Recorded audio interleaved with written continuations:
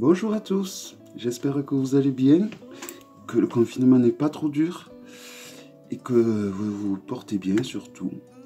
Donc la fantaisie est à l'honneur cette fin d'année sur ma chaîne car je vais vous présenter un tarot qui se rapproche un peu de l'Universal Fantasy Tarot.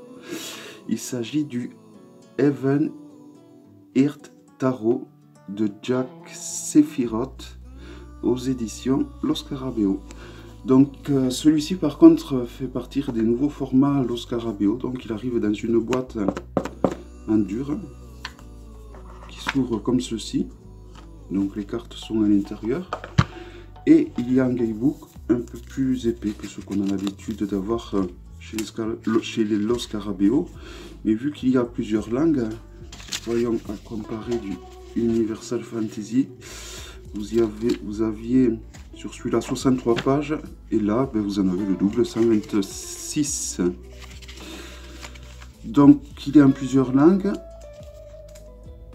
Il y a des tirages qui sont proposés dans la langue anglaise. Donc il y a deux tirages qui sont proposés, des tirages assez intéressants apparemment, à 4 cartes avec 4 arcanes ainsi que 9 arcanes. Voilà, deux tirages, donc un à 9 arcanes et un à 4 arcanes.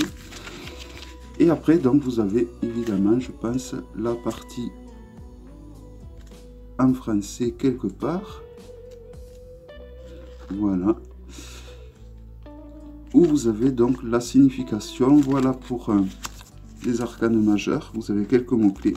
Et là, vous avez un exemple des arcanes mineurs. Il s'agit de la série des...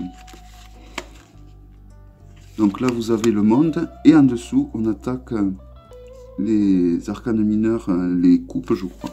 Ouais, les coupes. Ainsi de suite. Voyons s'ils ont traduit le tirage.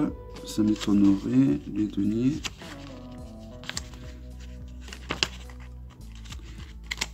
Non, il n'y a pas les tirages de traduit. Si, il y a le tirage à 4 cartes qui est traduit. Mais le tirage à 9 cartes, qui est à la limite le plus intéressant, n'est pas traduit. Voilà, donc un petit guidebook. Le jeu, donc la boîte, rien à redire, elle est solide, compacte, facile à ranger. Donc dans le jeu, nous avons des cartes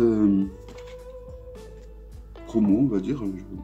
Voici le dos du jeu, qui est très beau, j'adore pour le coup. Les cartes sont brillantes et elles sont plus grandes donc qu'un Crimo au niveau de la largeur. Vous avez une autre carte de promo. Hop. Et voici donc le jeu. Donc le fou. Voilà, alors c'est un jeu où il y a des couleurs un peu gris.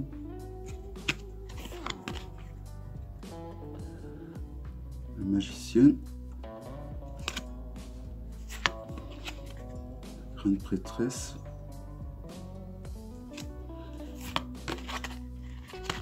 C'est le genre de jeu, je pense que si je savais dessiner, je ferais. À peu près. Pas tout à fait. Donc là, c'est l'empereur qui est très semblable au pape, je trouve.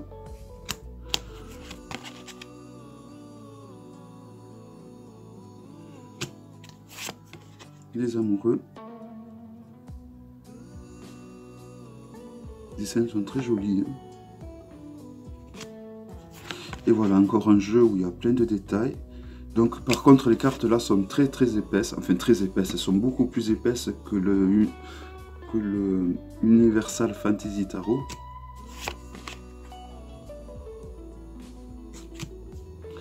Donc comme vous avez pu le voir, il y a le nom des arcanes en bas. Hein. Vous ne pouvez pas vous tromper.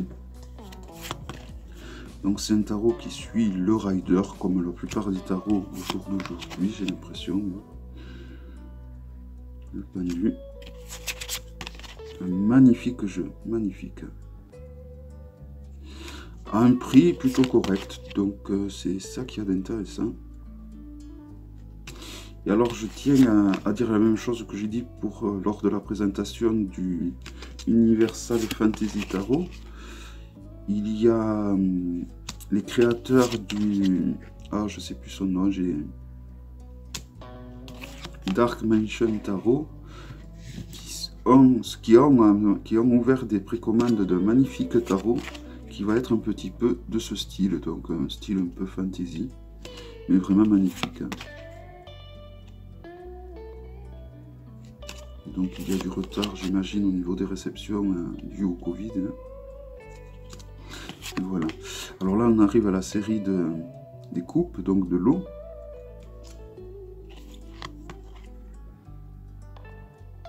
Donc, alors, au niveau des coupes, vous avez plein de symboles, donc des symboles planétaires, astrologiques, des éléments, donc là, qui vous permet donc de reconnaître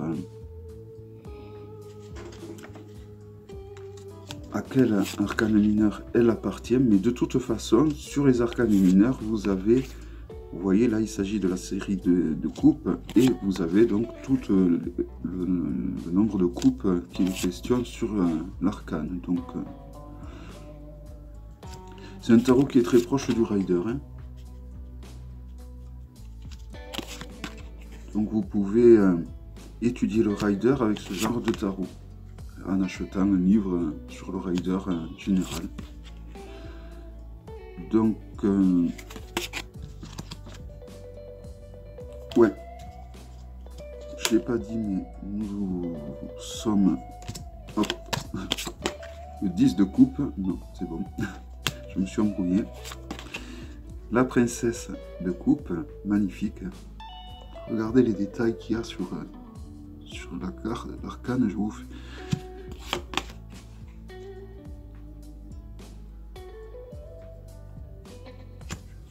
D'avancer pour vous faire voir quand même tous les détails.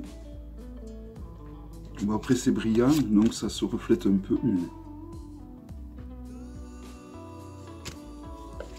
alors je veux vous montrer un peu au niveau des arcanes majeurs, je ne vous l'ai pas montré, mais vous avez également des symboles planétaires ainsi que astrologiques.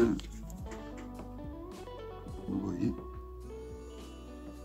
ou autre. Hein. Voilà. Donc, on reprend où j'en étais. À la série des pentacles avec l'as de pentacle. Le 2. Le 3. Et vous avez également le numéro, d'ailleurs, des arcanes numérales à moins. Donc en fonction de la couleur de l'arcane, il se voit moins bien. Mais vous voyez là, on le voit très bien. Donc le 6, le 7 de pentacle, 8 de pentacle, le 9. Donc c'est un jeu qui peut très bien faire l'affaire à des débutants. Vous pouvez acheter ce jeu et acheter un livre sur le Rider et apprendre avec ce jeu. Car il suit quand même, je trouve qu'il est très très proche du Rider traditionnel. On s'en éloigne pas beaucoup.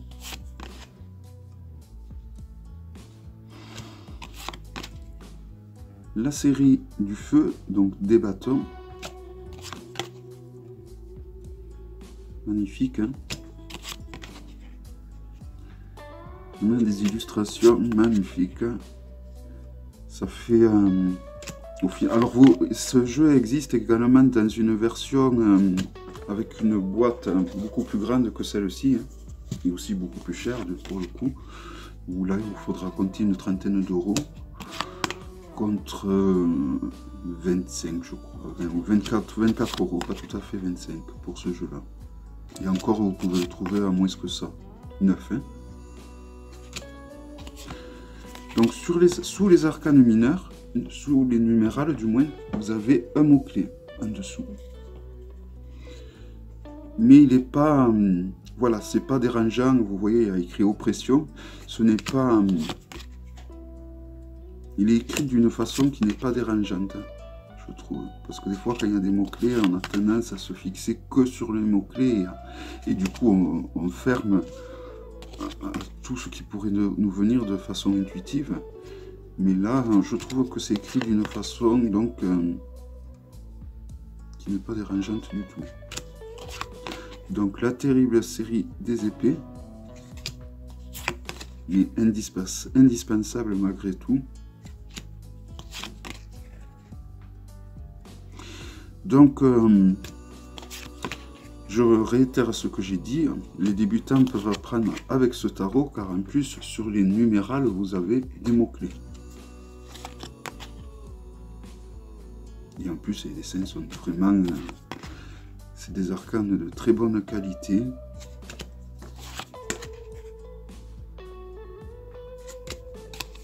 Au niveau de l'épaisseur, il n'y a vraiment rien à redire. Le dos est vraiment très joli, je trouve. Sobre, mais joli. Il est fait d'ailleurs avec il y a l'étoile de David au niveau du dos. Cavalier. La reine. Et le roi. Voilà, donc un très joli tarot, je trouve également, pour un peu moins de 30 euros, un peu moins de 25 euros même. Donc il s'agissait du Even Heart Tarot de Jack Sephiroth aux éditions Los Scarabeo. J'espère que cette vidéo vous aura plu et je vous dis à très bientôt pour une prochaine vidéo. Bye bye.